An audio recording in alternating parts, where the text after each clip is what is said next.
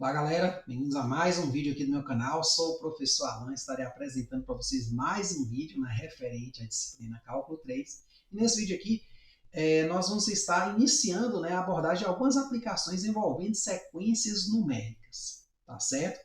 Essas aplicações, gente, elas têm visto o quê? Deixar mais concreto o que a gente está estudando até então de forma abstrata, Então a gente vai pegar os conceitos matemáticos vistos em aulas passadas, aí na playlist Cálculo 3, do meu canal, e vamos tentar dar trazer mais para perto de nós do mundo real, tá certo?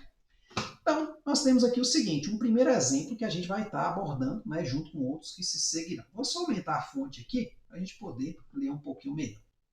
Então, um exemplo diz o seguinte, certa substância química se decompõe em outra após sofrer uma reação de tal modo que sua massa em gramas pode ser estimada pela sequência AN, igual a 65N mais 1, sobre N ao quadrado mais 1, em que N é dada em minutos. Aí ele traz aqui dois itens para a gente responder, que é o seguinte, item A, determine as massas da substância nos primeiros 5 minutos usando 3 casas decimais de precisão. Item B, toda a substância será convertida caso a reação dure indefinidamente. Então, temos esses dois itens aí para atacar. O item A, ele não tem dificuldade alguma. Basicamente, é só utilização de calculadora direto, certo? Então, vamos a ele aqui, calcular aqui esses termos. Então, gente, para eu calcular esses termos aqui, eu posso simplesmente ir jogando aqui os valores, 65 vezes 1, mais 1 sobre 1 ao quadrado mais 1, calcular, depois mudo para 2 e por aí vai, até o quinto termo. Só que esse cálculo, ele, por ser repetitivo, a gente pode usar um recurso, que eu venho falando em vídeo aulas passadas, que é um recurso das calculadoras científicas atuais, que é a função estocar. Nele a gente pode armazenar esta fórmula aqui e só digitar ela uma vez e só ir trocando o valor de entrada, apertando igual e tendo o valor de saída. Então vamos fazer isso aqui no primeiro passo. Primeira coisa, observe que aqui tem um denominador, vou abrir um parêntese aqui, vou botar assim 65, vou usar a função alfa aqui para escrever 65x no lugar de 65n, por quê? Porque minha calculadora não tem a letra n. Mais 1, fecho o parênteses, dividido por alfa, x ao quadrado mais 1. Pronto, estoquei minha função na memória. Eu preciso apertar igual para ela ficar estocada. Apareceu um valor 1 aqui, esse valor 1 não tem muita utilidade para a gente, certo? Vamos tentar ignorá-lo, mesmo que ele seja o valor que a gente está buscando, vamos tentar ignorá-lo, por quê? Por padrão, a calculadora costuma vir armazenada alguma variável lá, que pode ser o zero, Então, nesse caso aqui, ele pegou e jogou o zero nessa forma, 65 vezes 0 mais 1, dividido por 0 ao quadrado mais 1. Só que 0 não interessa para nós, porque o primeiro índice n que a gente tem é 1 para sequências. Então, a gente vai ter que ver esse cara aqui, você esquece, pode ser que esteja armazenado algum outro cara que você fez alguma outra conta, então você esquece ele e armazena o primeiro. 1, shift, estoca, x. Então, a variável x recebeu o valor 1. Você volta aqui com a setinha, procura a fórmula e dá igual. 33 é o primeiro valor. Quer dizer o quê? Que após 1 minuto de reação, que a substância está sendo convertida em outra, 33 gramas da substância restam, conforme enunciado aqui. E no segundo minuto, aí você vem 2, shift, estoca, x. Olha, a variável x recebeu o valor 2, volto aqui do igual. Deu esse valor, como ele pediu com 3 casas decimais, eu vou precisar fazer isso que converter esse número para decimal. Então aqui, 26,2. Eu já coloquei todos os valores aqui, a gente vai usar a calculadora só para confirmar mesmo, tá certo? Estão todos aqui embaixo, beleza? Então, 26,2, vamos agora jogar o valor 3, 3 shift estoca em 3. Aí, no caso aqui, busquei a fórmula, vou dar igual, 98 sobre 5, em decimal, 19,6, está aqui. Aí vamos aqui, continuando, 4. Shift, estoca em x. Voltando aqui, dando igual, 261 sobre 17. Convertendo para decimal, 15,3529418. Aí a gente vai arredondar para cá, vai ficar 3, porque aqui é maior que 5. Então arredonda aqui, 15,353. E por último, shift estoca 5, volta na fórmula, dá igual, converte aqui, 12,5384. Aí como aqui é 4, é inferior a 5, e fica 538 aqui depois da vírgula. Tá certo? Então esse aqui é o item A. É um item que não tem assim problemas nenhum, a não ser a utilização da calculadora. Mas se você souber usar a função estocar, ficou bem mais rápido, né? Aqui está demorando porque eu estou explicando, mas assim, numa situação de você ter que calcular esses valores aqui é bem tranquilo, calcular bem rápido. Aí no item B vem a pergunta que de fato a gente vai usar uma matemática um pouco mais sofisticada para responder, que é o seguinte: toda substância será convertida caso a reação dure indefinidamente?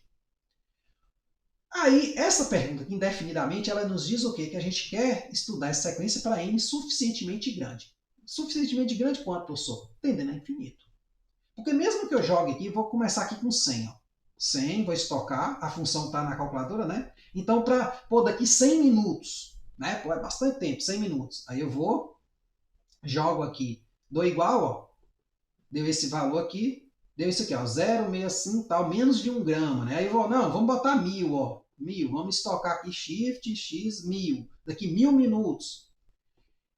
Ainda assim, você vai perceber que, né, os números, eles podem até parecer que vai zerar, mas você não pode afirmar isso, porque 1000 é muito pouco, perto do infinito.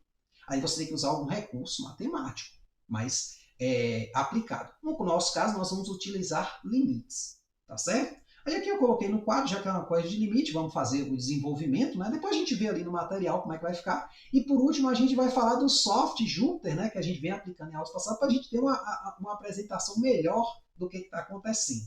Beleza? Então, tá aqui a sequenciazinha em questão, considerada. E aqui nós temos o limite que a gente quer calcular. O limite dessa sequência tendendo a infinito, né? Porque caso a reação dure indefinidamente, então esse n vai ter que ser infinito. Então, tem aqui o limitezinho que a gente tem que calcular. Tem várias formas de você calcular esse limite aqui, gente. Uma delas é colocando alguns indivíduos aqui em evidência. O n em evidência. Ou n ao quadrado, se você preferir. Tá certo? Então, no caso aqui, ó, esse limite aqui pode ser escrito da seguinte forma. Eu vou botar esse n aqui em evidência, que tem aqui em cima. Por que isso? Né? Claro, tem uma motivação. Se você jogar um número muito grande aqui, multiplicar por 65 e somar mais 1, né? Vai ficar 65 vezes infinito mais 1, vai dar infinito. Então, em cima não ajuda muito. Infinito é um carinho que não ajuda muito a gente. E aqui, considerando o mesmo n infinito, se você jogar aqui, infinito ao quadrado mais 1 é infinito vezes infinito, ou seja, 1 muito grande vezes ele mesmo, vai dar infinito. Mais 1 deu infinito. Então, você tem o quê? Uma indeterminação. A gente tem que remover ela de qualquer jeito. Uma das formas de se fazer isso, por exemplo, é botar esse cara aqui em evidência, esse n aqui em evidência. Não. Ou melhor, nem em evidência, extrair. É mais ou menos a mesma coisa, mas a gente vai fazer essa extração. Mais 1 sobre n. Ô, professor, tá, eu entendi que esse n que saiu daqui, ele veio aqui para fora. Mas por que foi 1 sobre n? Porque esse cara aqui não tem n para pagar. Então, se eu colocar ele sobre n, quando eu voltar multiplicando, cancela, volta ao normal. Então, eu posso daqui voltar para cá.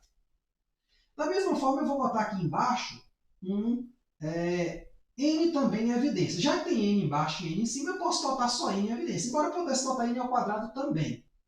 Tá certo? Não, vamos botar n ao quadrado, né? Acho que no material está até n ao quadrado. Então, nesse caso aqui, ó, n aqui ao quadrado em evidência, aqui vai ficar 1, mais, aqui não pode pagar, fica 1 sobre n ao quadrado. Tá certo? Então aqui eu vou cortar um n daqui com 1 daqui, vai ficar indo um n embaixo. Então vai ficar assim. 65 mais 1 sobre n vezes n, 1 mais 1 sobre n ao quadrado.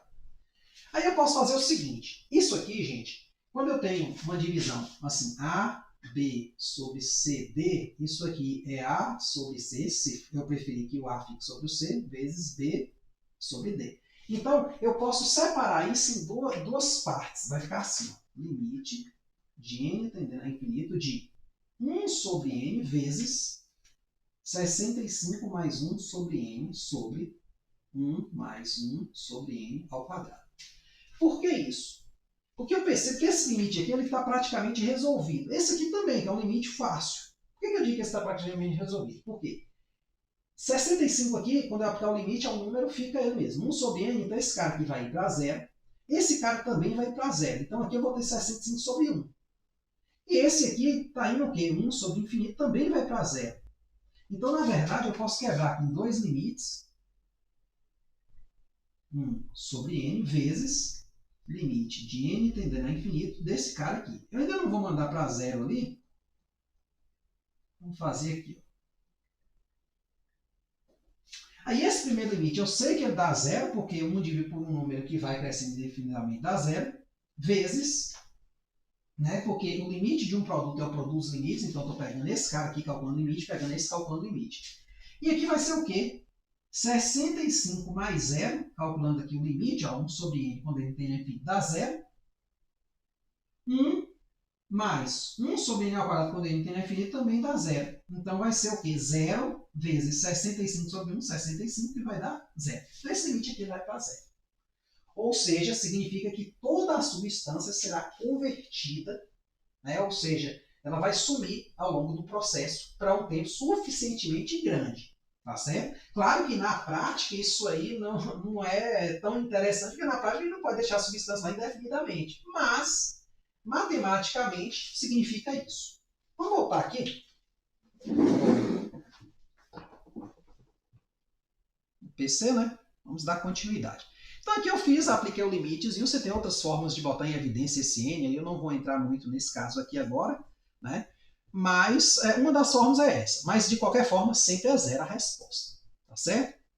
Aí eu falei, poxa, eu vou acrescentar aqui nesse exemplo um estudo gráfico disso. Porque um gráfico é uma forma muito boa da gente enxergar o que está acontecendo. Eu estou vendo aqui pelos primeiros termos que realmente a substância está decaindo. Agora eu sei que para um n suficientemente grande, né, ela vai se aproximar cada vez mais de zero, ou seja, ela vai ser totalmente decomposta. Lembrando que é enunciado, né? Uma substância química se decompõe em outra. Então, e a fórmula quer dizer no quanto resta da substância química em questão, não o quanto foi convertido em outra. Que aí você pode, né, fazendo alguma continha, dá para perceber que se uma perdeu 1 grama, a outra ganhou 1 grama, tal. Mas não é bem esse o caso. Mas o que foi colocado aqui, essa substância ela vai apresentando o quê? Um comportamento decrescente e que vai resultar o quê? Numa conversão total de uma substância em outra. Tá certo? Aí eu falei, poxa, né, vamos pegar aqui um códigozinho que faça exatamente o que está aqui no item A e B. Calcule termos e ainda dê um gráfico para a gente. Está aqui o código, né, muito parecido com os códigos anteriores. A diferença é que eu botei para dar uma arredondada nessa parte aqui, ó. Round, né, AN, então ele vai pegar os termos da sequência que vão ser calculados e botar 3 casas decimais. Né? Aí aqui eu vou começar o seguinte, vou digitar, aqui foi para outra sequência, até copiei, na verdade, né, esse código de um código passado, então eu tenho que ajustar a sequência em questão nossa. Ó, eu vou botar assim, ó, 65 vezes n mais 1 dividido por n ao quadrado mais 1, certo? E aí eu vou compilar aqui. Para compilar, o que eu faço? Eu aperto aqui Run. Ó. Então, o que esse exemplo tem? Tem aqui a entrada da sequência, aqui os números que eu estou gerando 5 valores apenas de início. Depois a gente vai aumentar, né? O software permite a gente aumentar bem mais, né? E aí aqui ele vai gerando os termos da sequência e depois ele faz um gráfico, né? Essa PLT aqui é de plotagem, né, do gráfico. Aqui são configurações. Então, observe que os 5 primeiros termos, ó, 33, 26.2, 19.6, 15.3, 53, quer dizer, aqui ele botou só 4, né? Por quê? Isso ocorre. Eu venho explicando. Se você quiser os 5 primeiros termos, você tem que botar um a mais, 6, porque o último termo ele ignora. Então, vamos rodar de novo. Pronto. Então, está aqui os 5 primeiros termos. Está aqui eles exibidos nessa lista e aqui no gráfico. Ó. Percebe que é um gráfico que vai tendo o quê? Um decaimento dessa substância. Aí você fala, professor, mas e para N maior, dá para fazer? Dá. É só botar aqui, por exemplo, 100. Né? A gente, se eu não me engano, usou 100 e usou 1000 na calculadora. Né? Vamos fazer aqui agora, que é um instrumento que consegue lidar com números até maiores.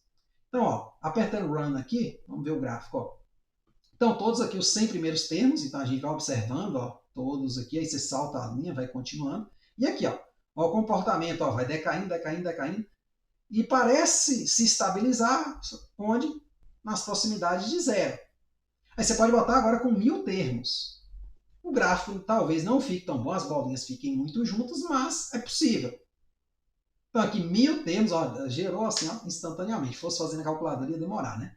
Então gerou tempo pra caramba. E aí, ó, vem aqui os primeiros, ó, vai havendo o decaimento, ó, e de fato corrobora o que a gente achou matematicamente, assim, vai na mesma linha.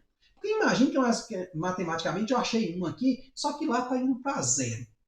Eu achei outro valor, né? Porque 1 e 0 aqui eles ficam muito próximos, já que o eixo aqui ele ficou muito... Ah, não, não. Você ia perceber que talvez não encostasse tanto aqui na parte de baixo, ficasse um pouco mais assim, mas você ia desconfiar que o limite provavelmente você calculou errado. Porque é isso, ó.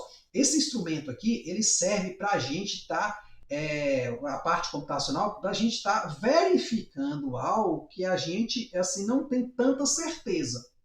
Ele não serve assim como comprovação certeira. Se eu partisse direto para o código aqui e não tivesse calculado o limite, eu não poderia afirmar que essa coisa vai para 0, porque eu só testei para 1000 valores, eu não testei para infinitos valores. E nem vou conseguir testar. Tá certo? Então é isso aí. Espero que vocês tenham entendido, espero que tenham gostado. Próximo vídeo a gente vem com um exemplinho na mesma linha que esse aqui, certo? Vai ter lá umas perguntinhas, a gente vai fazer a interpretação gráfica no final e tudo mais. Beleza? Então é isso aí, espero que vocês tenham entendido, espero que tenham gostado. Muito obrigado, gente. Até a próxima.